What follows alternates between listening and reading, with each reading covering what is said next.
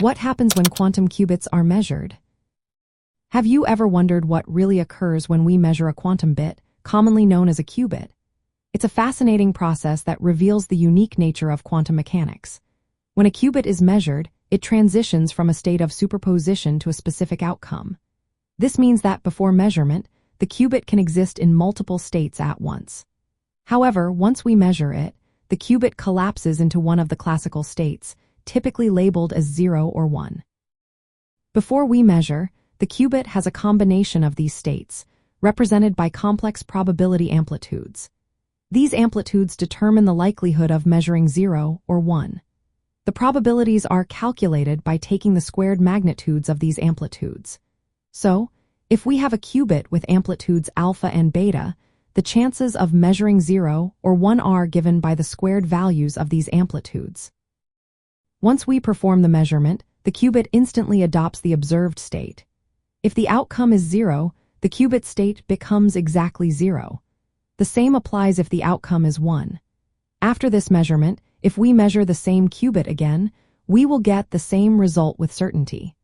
This process converts the quantum information into a classical bit value, allowing us to extract useful information from the quantum system.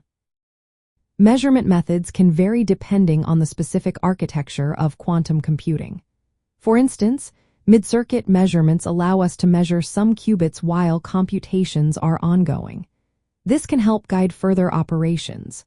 On the other hand, full system measurements are typically done at the end of a computation to read the final results. Partial measurements are also significant in quantum error correction. They allow us to detect errors in certain qubits without disturbing the entire quantum state.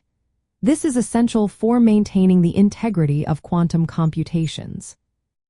From a technical standpoint, quantum measurement involves a set of measurement operators that act on the qubit state space.